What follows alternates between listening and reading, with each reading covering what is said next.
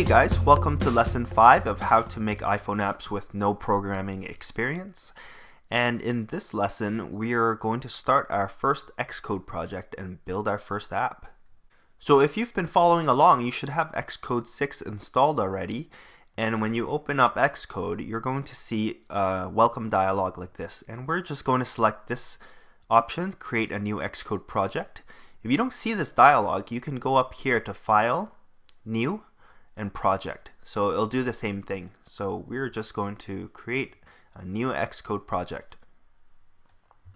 So the first dialog that you see will be one for choosing a template for your new project.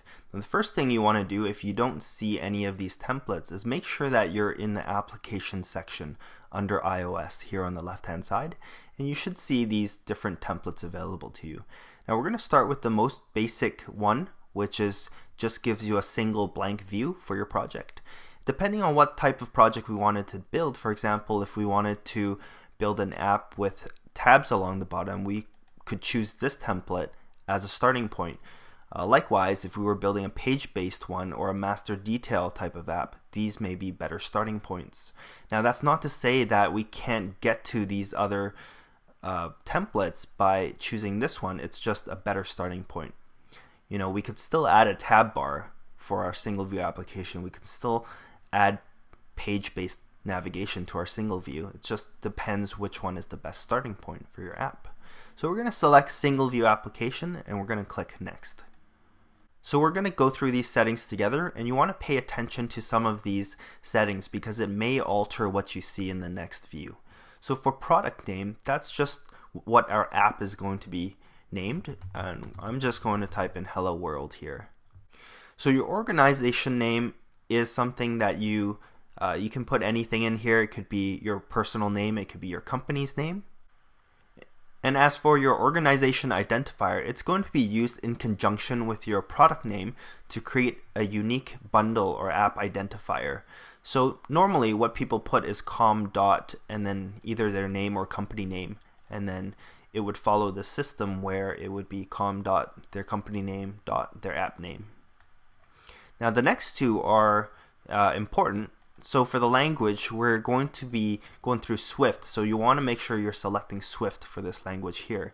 And for devices, we're only talking about iPhone at this point, so select the iPhone, and you'll want to make sure that use core data is unchecked, so we're not going to go through that topic today. Click next.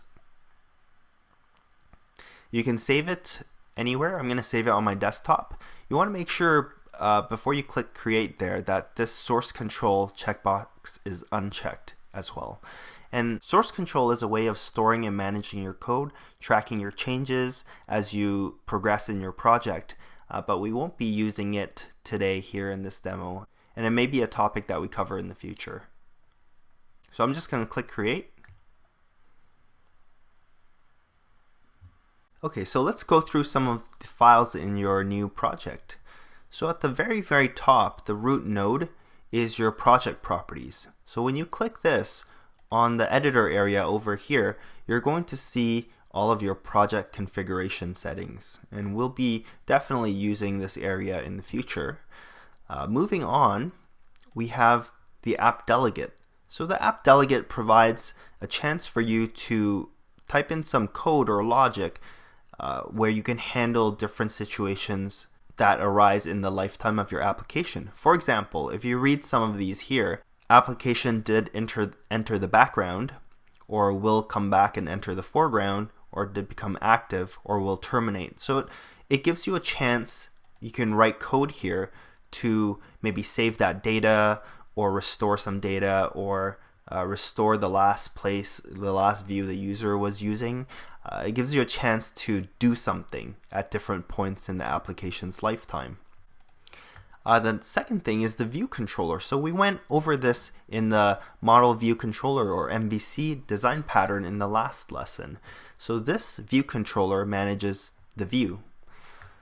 Now we get to the main.storyboard, and when you click this, your editor area turns into interface builder. So now you see the view for your single view application, and this is the view controller that manages this view. Now what is a storyboard? So the storyboard manages the flow of your application in a visual manner. You see this arrow right here? Well, this arrow represents the starting point or the entry point of your application, and right now it's pointing to this view, which is managed by this view controller right here. It is possible when we build some more complex apps that we will have multiple views and multiple view controllers, and this arrow will indicate what the starting point is. Now here's some tips to navigate the storyboard. You can double click the area to kind of zoom out, or you can right click and you can pick a zoom level.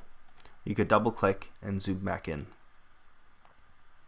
Okay, moving on, we have our image asset library, and in here this is where we're going to add image assets to our project, and you can literally just create a new image set and drag and drop our assets in here, and then we can refer to them by their name that we give it here in our code to access the image assets. We're going to do this in our demo projects in module 2.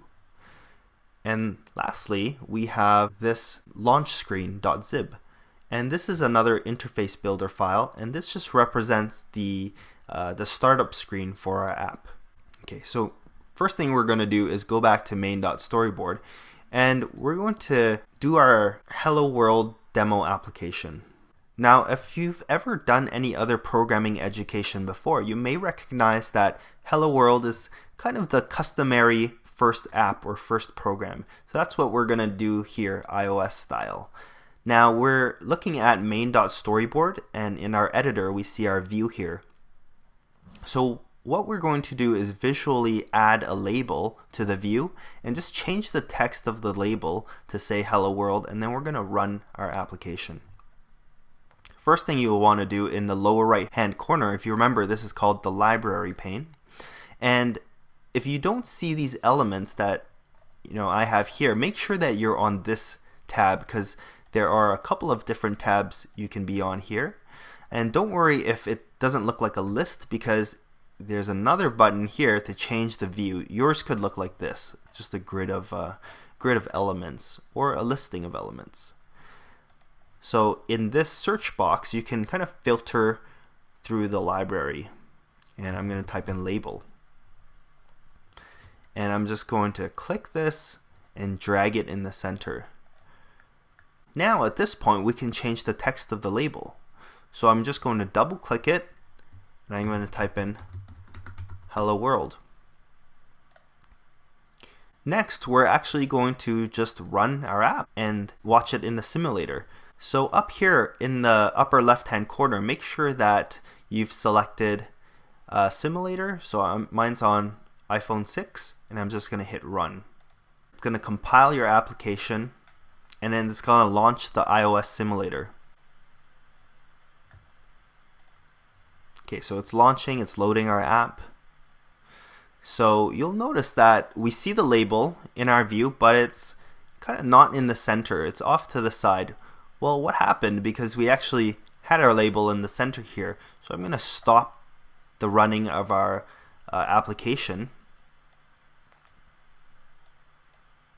Now, if you had trouble running your application, or you had some error pop up, one thing that I would try is hit the simulator here, and then there's an option to reset it. It's just to reset all of the content and settings. If you go up to the menu here, it's going to ask you, are you really sure you want to reset it? And you hit reset, and it's just going to reset it to its original default blank slate state. And then you can try running it again.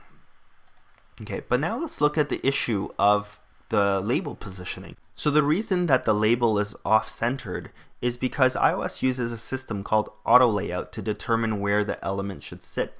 And AutoLayout describes the position of the element based on something called constraints. And we're going to take a look at that now. So click your label, and then down here in the lower right hand corner, you're going to see this icon which says align. So I'm going to hit that, and we're going to add 2 alignment constraints. So I'm going to check that: horizontal center in the container, and vertical center in the container. I'm going to click this button, add these two constraints. Okay, so once I did that, you'll notice that this trigger or this line shows you the constraints for our element, which is in the center. And you'll notice here in this pane on the left, you can open this and you can see that there are two constraints for this label.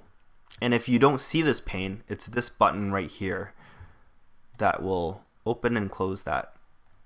Now if I run it again, you'll see that the label is actually in the center, because it's going to, when it displays that label, it's going to read those constraints, and it's going to, based on those constraints, vertically and horizontally center that element. And the reason that this is good, rather than positioning exactly where we put it, the reason why auto layout is good is because it works the same way on any screen, right? So I can rotate it and it would still be in the center.